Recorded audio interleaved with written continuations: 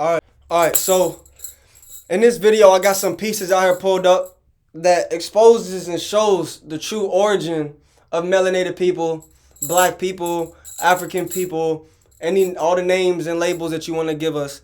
But the true origin of where we come from, how we got to the Americas, and how the knowledge that they put in school that we come from slaves and that the Europeans took us here on their slave boats from Africa here to the Americas is completely false.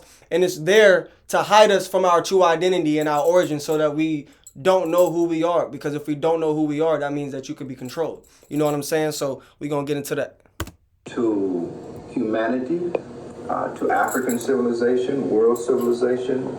And we want Brother Booker T. Coleman to kind of give us an overview of the importance of Ethiopian contribution to the world. Clearly, Hotep. And I'd like to thank Clemson Brown, Minister Clemson Brown, for being here and talking to us about this important issue, because one of the things that we try to do in teaching our children, we teach children from pre-kindergarten through 8th grade. And one of the things that we attempt to do is to let them know, as Minister Brown has said, to let them know who they are.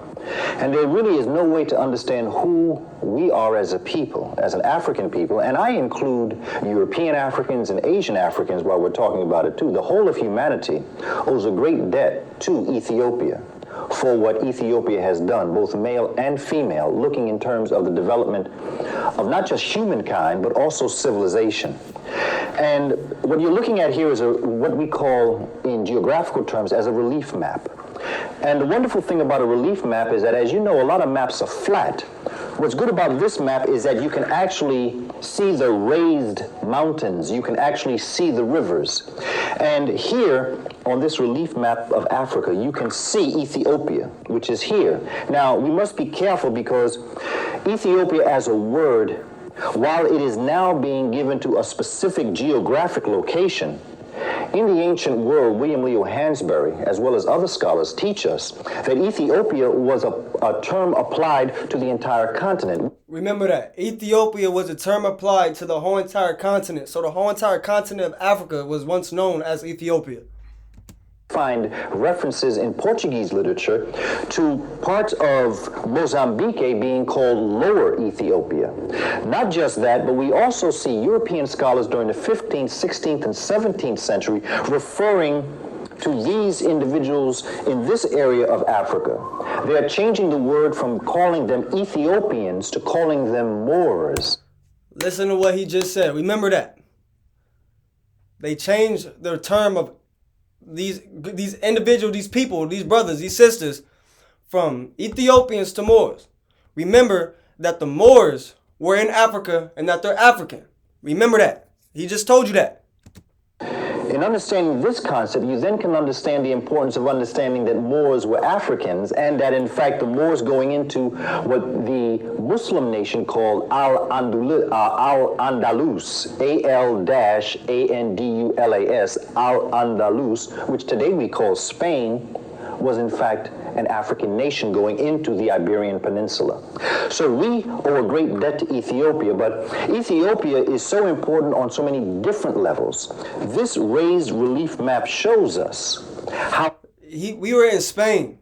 So we went from Ethiopia to Spain. We might, you know what I'm saying? So just remember that we had enough knowledge, enough, whatever word you want to use, to be able to migrate from this side of the world to this side of the world, or this side of the continent to this side of the continent.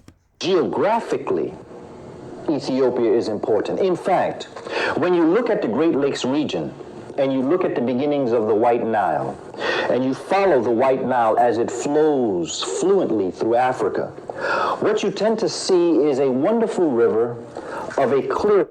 Why do the rivers matter and the lakes matter and the mountains matter? The reason why it matters is, so out here in the United States of America, United States of America, which is a corporation on this landmass of America, but we can get into that.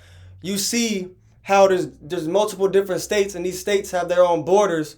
Like Indiana and Illinois, they have a border. You know what I mean? But in our natural way of life, and when you go back to ancient time, whatever however you want to call it, it was the rivers It was the lakes, it was the mountains that divided nations. So you have this nation right here, and then you have a long river right here, and then you have another nation. That is what divided the nation, not these imaginary borders that we make that are due to the resources in that area. That's not how we work. But that's the reason why rivers matter. Substance moseying its way north. It is going, as Dr. Ben would teach us, it is going up south. However, Lake Tana in Ethiopia is where the Blue Nile begins. Lake Tana is right here. This is the origin of the Blue Nile. Now, what is so important about it is because it is so high up in terms of its location that the waters come gushing down. And it is, in fact, those rushing waters meeting the white happy, as the Africans called it. They call the Nile River Happy, H-A-P-I, or I've seen it H-A-P-Y. As the Blue Nile comes down and meets White Happy at Khartoum, that is what gives it its rush to move forward. And in fact, you can give credit to the Blue Happy for having created Kemet or Egypt in the first place, because possibly the White Happy might have just moseyed to a certain level and then just moved back. However, with the rush of the waters of the Blue, it pushed the waters further. Not to mention, of course, that because it was blue, it was called blue because of its darkness, because of its indigo color. It is this dark silt, it is this rich soil that coming up created the fertile areas that later would be able to flourish the types of agriculture that later Ethiopians would then bring into the Kemetic region. So what did I just tell you?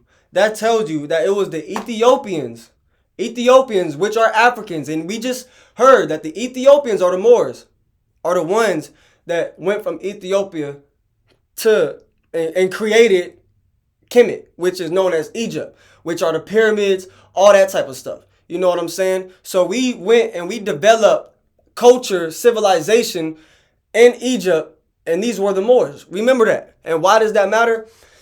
Because when you know who you are and your origin and all that type of stuff, you know that we were not brought to America on these slave boats and all this other bullshit. And I'm finna expose that here soon in this next clip. So remember, the Moors already had enough knowledge, already had enough, you know what I'm saying, to migrate from this side of this continent to this side of the continent. Remember that. We were the ones that built the pyramids. We are the ones that built all these type of different things, right? So remember that. So if you think that we can build the pyramids and all these different type of things, you don't think that we can make a boat? But remember, just peep. Directly to the black communities across America. After here, I'm going to Bimini. As she said, I'm also going to speak at the Ouachita Conference again in Louisiana about this.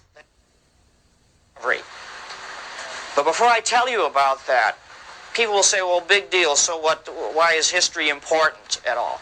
History is extremely important. Imagine if I could take from each one of you as an individual everything you knew about life up to last week and just erase it. Peep this. Where would you be? You'd be lost. You'd be incompetent. You wouldn't know how to plan for the future. You wouldn't know how to plan for the future. You would be lost. You'll be incompetent because you have no knowledge of who you truly are, because you have no history. So why are we don't know who we are. We don't know our true origin. They gave us a false identity with this false ass goddamn information and knowledge that they put in these school systems to domesticate our way of thinking so that we carry a sense of self that's not truly us. You feel me? And you do the same thing with a people. If you erase their history or you don't tell enough about their past, they also become incompetent and they can't fulfill the future. And that's why a lot of people in the black community have felt, well, how come all of the dreams of the civil rights movement aren't yet fulfilled? And one reason is because this history is still suppressed. It still isn't taught. But there's been a recent discovery which is going to blow the lid off of all that. And that's what I'm going to talk about. Now, basically, what science has now found, although this is suppressed for the most part, there have been some great researchers. You have some wonderful books here, like by Evan van Sertima, who's talking about these things. This is not taught in your public schools, although it will be. The history that the children are learning today is not going to be history that's going to be taught in the next 25 years. It's going to be radically different. We now know for a fact that long before Columbus, there were 4 major migrations of blacks to the Americas, different parts of the Americas, for totally different reasons, totally separated from each other by many centuries, but nonetheless there were these black, you can call them migrations, but they were not entirely. I'll describe, and you can make up your own mind what they were. The most recent of these took place about 400 years before Columbus was even born, and it's all outlined in a marvelous book over there. It's called The Golden Trade of the Moors. The Golden Trade of the Moors. The same ones that originate from Ethiopia and from Africa that built the pyramids are here in the Americas. You feel what I'm saying? The Golden Age of the Moors. And it is now known that the West African kingdom of Mali. Of Mali, right? Of Mali, which are Moors, right? So let's go into this. Mansa Musa. Mansa Musa was the 9th Mansa of the Mali Empire. He was a Moor. You feel what I'm saying? This is the most richest being documented in history. Mansa Musa, which was a Moor, which we originate from Egypt, Kemet. We're the ones that built the pyramids, and we're in America. You see what I'm saying? So why are these things important? Because these are just known facts that goes to show that we were already here in the Americas, and that we have a profound knowledge and a profound history and culture of kings and queens, not of a people, but of our own homes. You feel what I'm saying? We have kings and queens that already migrated to the Americas, and we were already in the Americas, like he said, 400 years before even the birth of Christopher Columbus. Wake up. Had huge fleets of merchant vessels, and that these kings, these black kings of West Africa, began sailing across the Atlantic to Mexico as early as 900 AD. Now, why did they do that? They did that for trade, not for conquest or invasion. They did this for trade. Mali was very wealthy in gold. They had lots of minerals. Some of the black kingdoms, they were called the Yoruba or the Benin. They were great workers in bronze. But the trouble with West Africa, and it's still a trouble today, not enough food, famine. Somehow, the black kings of Mali had preserved this tradition of long before, where there was this kingdom across the sea, a totally different one. It was very hard to reach. You needed to have excellent ships and good sailors.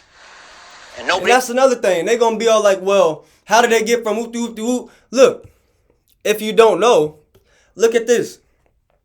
The ocean already has its own natural currents. So if you look from over here, there's ways you can get from South Africa over here to the Americas, from Northern Africa over here to the Americas. You feel what I'm saying? By the natural flowing currents of the ocean. You feel me? Europe was doing it at this time.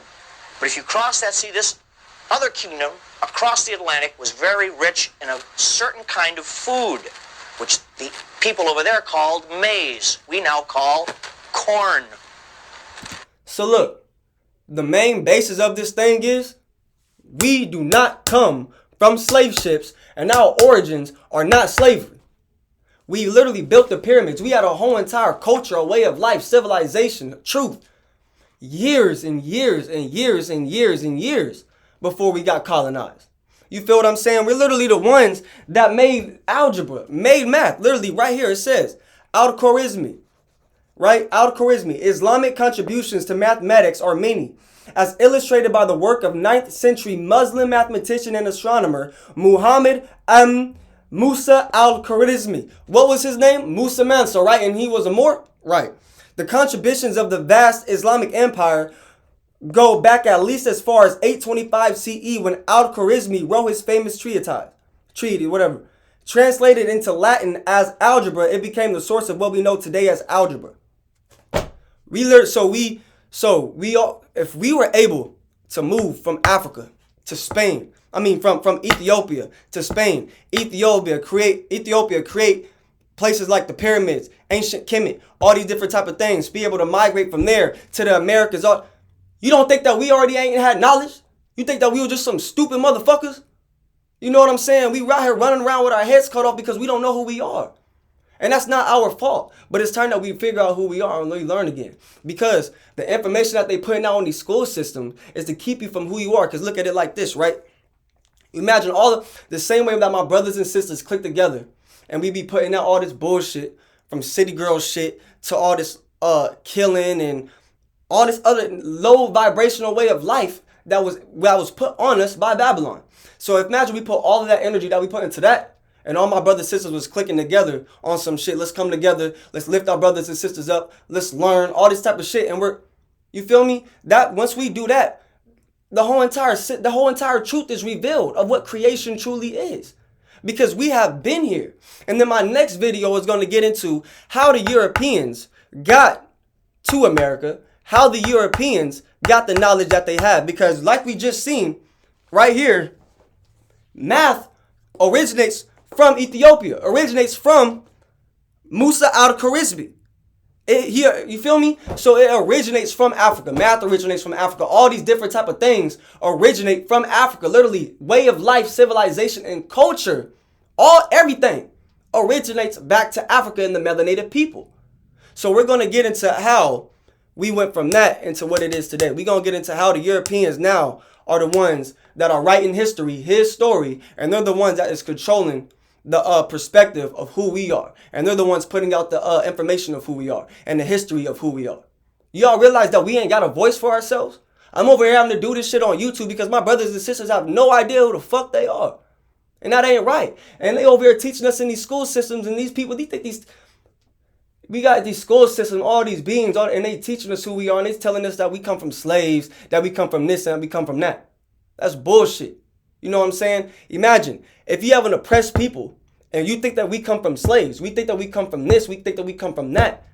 Would you ever see this civilization, these people prosper and grow and flourish? No, because we only see ourselves as this one thing that they project. So wake up, realize who we are. It's time to lift the bondages. And the next video is going to get into how Europe and how Babylon came to be what it is today, and how they're running the school systems, and how they're running all this shit, putting out false information, and how they even got the knowledge and the way of life that they have today. You feel me?